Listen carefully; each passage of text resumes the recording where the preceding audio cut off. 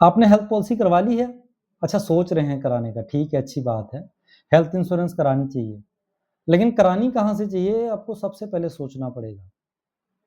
Health insurance ऐसी चीज़ है जो आपके बहुत काम आती है, लेकिन अगर आपको समझ हो फिर, अदरवाइज़ वही हिसाब है कि जेब में कोई कीमती सामान रख लो और जेब फटी हो, तो उसका कोई फ़ायदा नहीं है। हेल्थ इंश्योरेंस कराने से पहले कुछ टर्म्स एंड कंडीशन को समझना बहुत ज़रूरी है। वीडियो लंबी हो जाएगी, आपको बहुत ज़्यादा तो नहीं बता सकता, पर कुछ चीज़ें हैं जो आपको फ़ॉलो करनी चाहिए। सबसे पहली बात क्या है कि आपको प्री एक्जिस्टिंग मेडिकल कंडीशंस ज़रूर डिस्क्लोज़ करनी चाहिए। किसी को डायबिटीज़ है, बीपी है, किसी का पहले कोई 20 साल पहले किसी चीज़ का ऑपरेट हुआ है, वो चीज़ आप ज़रूर डिस्क्लोज़ करें। अदरवाइज़ कंपनी के पास ये है राइट कि वो कैंसल कर सकती है पॉलिसी आपकी और क्लेम भी रिजेक्ट कर सकती है। उसने कहना है कि जी अब तो पहले हुआ था, आपने बताया क्यों नहीं? तो इसमें क्या है कि कंपनी को बहाना मिल जाता है, आप पहले डिस्क्लोज़ करो। आपके एजेंट की जो आपका एजेंट हो, वो आपका प्रोफ़ेशनल एडवाइज़र हो, जो आपको प्रॉपर बताए कि ये चीज़ मेंशन करना, नहीं करना, आपके फ़ायदे में है, नुकसान में है, ये प्लान आपके लिए बेहतर रहेगा, ये प्लान सही नहीं रहेगा।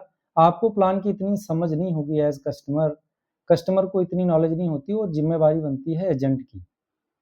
आप कह दो कि नहीं जी मेरी पॉलिसी 15,000 में हो रही है, अब 18,000 क्यों कर रहे हो? मैं 18,000 की ही करूँगा। क्योंकि मैं ये नहीं चाहता कि आप हॉस्पिटल में पॉलिसी कराने के बाद भी धक्का खाएँ। ऐसे बहुत सारे प्रोफ़ेशनल एडवाइज़र होंगे जो आपको सलाह सही देंगे, ठीक है? तो ये चीज़ मैटर करती है। अगर आपने पॉलिसी ऑलरेडी करवाई हुई है, किसी भी कंपनी में है और पॉलिसी में गैप पड़ गया तब आपका क्लेम रिजेक्ट हो सकता है। आपकी पॉलिसी में कोई चीज़ ऐसी आ गई जो आपके मतलब चाहे इन्वेस्टिगेशन में आ गई, कहीं से भी आ गई। अभी रिसेंट एक केस आया था, पॉलिसी में बंदे ने शुगर डिस्क्लोज़ किया था, बीपी डिस्क्लोज़ नहीं किया था। लेकिन जब वो क्लेम लेने गया तो उसको बीपी आ गई। अब किसने बताया, कैसे बताया, कहाँ से आई बात उसको? बीपी 8 साल पुरानी लिखी गई, उसका क्लेम कैशलेस में रिजेक्ट हो गया, रिइंबर्समेंट में डाला है, हो जाएगा। तो ऐसे भी केस होते हैं, इसलिए आप उस चीज़ को भी ध्यान रखें। पॉलिसी को आप पॉलिसी में क्या कवर होता है, क्या नहीं कवर होता है, इस चीज़ की भी आप समझ रखें। कोई चीज़ों का वेटिंग पीरियड होता है, 2 साल के बाद कवर होती है, वो चीज़ भी आप समझ रखें। आपने पॉलिसी करवा ली है, इसका मतलब ये भी नहीं कि आपको 100% क्लेम मिल जाएगा।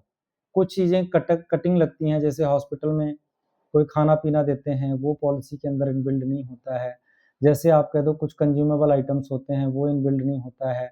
जैसे कह दो हॉस्पिटल की अपनी कोई फीस होती है, यहाँ तो मुझे एक हॉस्पिटल का पता है अमृतसर में, अपोलो हॉस्पिटल है, वो 2200 या 2500 रुपए लेता है, उसकी एक रिकॉर्ड मैनेजमेंट फीस है। वो आप कैश में जाओ, इंश्योरेंस में जाओ, एचडीएफसी में जाओ, आईसीआईसीआई में जाओ, स्टार में जाओ, केयर में जाओ, जिसमें मर्ज़ी जाओ, उसकी एक पर्टिकुलर फीस है, उसने लेनी है। उसका मतलब होता है वो उनका कहना है कि ये हम रिकॉर्ड मैनेजमेंट फीस लेते हैं, हमारे पास आप 20 साल के बाद भी आओगे और कहोगे कि मेरी इतने साल पहले एक सर्जरी हुई थी, उसका कागज़ दे दो, तो हम कागज़ दे देंगे, उस चीज़ की वो फीस लेते हैं। ऐसी बहुत सारी हॉस्पिटल की अपनी फीस होती है, इसलिए आप ये कभी नहीं मान सकते कि आपको 100% क्लेम मिलेगा। लेकिन ये है कि क्लेम आपको ज़रूर मिलेगा अगर आप पॉलिसी सही से समझ के और सही से उसको इम्प्लीमेंट करते हैं।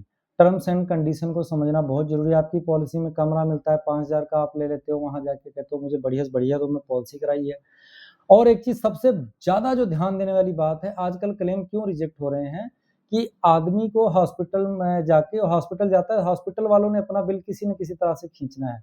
वो एडमिट कर लेते हैं, अपना बिल बना देते हैं, लेकिन रिपोर्टों में कुछ नहीं आता।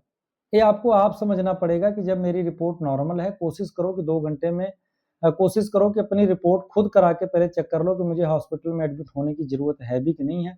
अगर कोई इमरजेंसी सिचुएशन है, तब आप हॉस्पिटल में जाएँ, तो रात में मान लो गए तो सुबह आपको 12-1 बजे तक तो पता लग ही जाएगा कि मेरी रिपोर्टें कैसी हैं।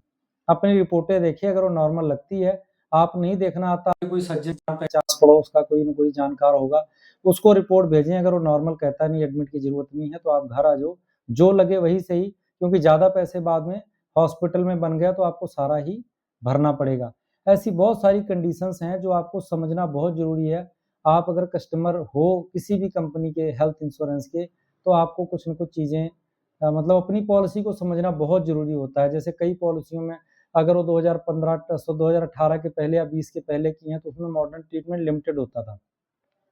किसी भी कंपनी का कोई भी प्लान हो, चाहे नीवा-बुपा का हेल्थ कंपेनियन हो, चाहे केयर का केयर क्लासिक हो या फिर अपना स्टार हेल्थ का फैमिली हेल्थ ऑप्टिमा हो यंग स्टार प्लान हो, ऐसे हर कंपनी के अपने मतलब जो पुराने प्रोडक्ट हैं, उसमें मॉडर्न ट्रीटमेंट की कैपिंग है। मान लो आप रोबोटिक सर्जरी कराते हो, डॉक्टर कहता है जी आपका खर्चा 3 लाख का 7 लाख का आएगा और आपकी पॉलिसी है 10 लाख की, आपको 3 लाख ही मिलेगा, आपको 4 लाख अपनी जेब से देना पड़ेगा। ऐसी बहुत सी सारी कंडीशन है जिनको आपको खुद समझना पड़ेगा और कोशिश करें कि आप एक प्रोफेशनल एडवाइज़र से पॉलिसी करवाएँ और ये भी कोशिश करें कि एडमिट होने से पहले उससे एक बार सलाह ले लें कि मेरी पॉलिसी में ये कवर होता है कि नहीं। हो सकता है बंदा भूल जाए, कई बार 5-5 साल तक क्लेम ही नहीं आता तो एजेंट भी भूल जाता है।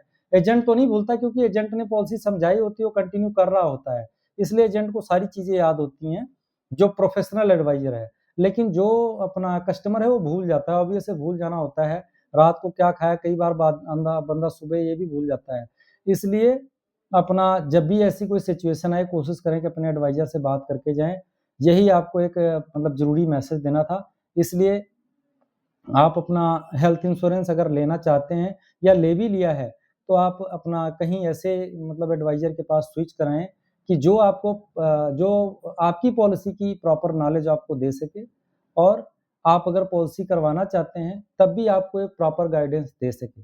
अदरवाइज़ पॉलिसी लेना, चाहे कई बार ऑनलाइन प्लेटफ़ॉर्म से ले लेते हैं, पॉलिसी वो कहते हैं जी अगर क्लेम आया तो कहते हैं कभी 1 दबाओ, कभी 2 दबाओ, ग्राहक सेवा अधिकारी से बात करने के लिए 9 दबाओ और आप बटन दबाने में पेशेंट हमारा सीरियस हो जाता है।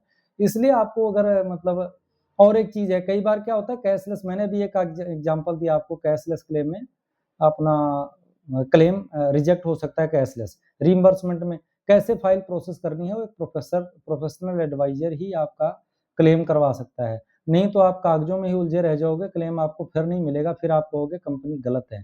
कंपनी भाई साहब कभी गलत नहीं होती है, कोई भी कंपनी है, कंपनी ने एक रूल्स एंड रेगुलेशंस बनाए हैं, उस रूल्स एंड रेगुलेशंस को आपने नहीं समझा, आपके एडवाइज़र ने आपको नहीं समझाया, तभी आपका क्लेम पार्शियली सेटल होता है, यानी कि फुल सेटल नहीं होता और आपका क्लेम रिजेक्ट होता है।